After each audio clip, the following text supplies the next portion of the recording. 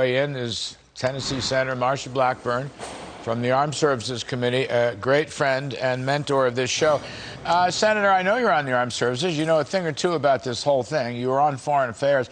I mean, I don't get this. He's going to Saudi Arabia, but they're going to negotiate with Iran. He's going to Israel, but he's going to negotiate with Iran. He won't come out and endorse the Abraham Accords, blah, blah. I mean, I just don't understand any of this, and he's probably going to put his hat out and ask, beg for oil. This doesn't seem good to me. Yeah.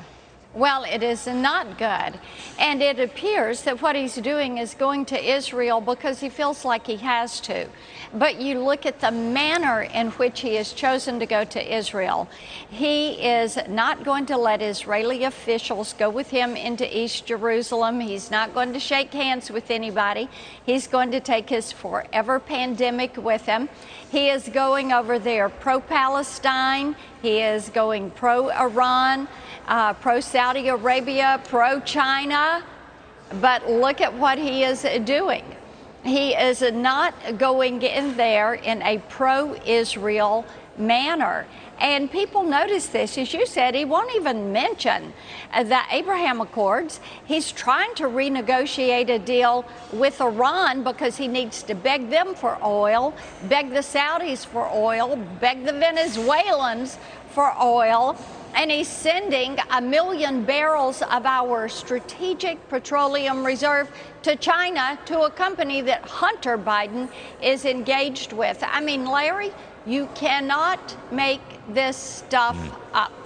You know, Senator, I really love the way you put that. He's going to Israel because he has to. I think that really captures it. And, you know, here's the weird thing. I know Israel. I'm not equating Israel and Saudi Arabia. Israel is a democracy, our greatest friend in the world. Saudi's not a democracy, not our greatest friend. But Saudis are an ally.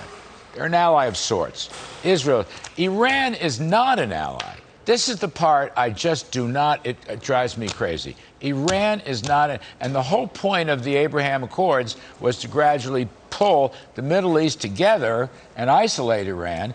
And these guys, with Russia at the negotiating table, are trying to open the doors to Iran again.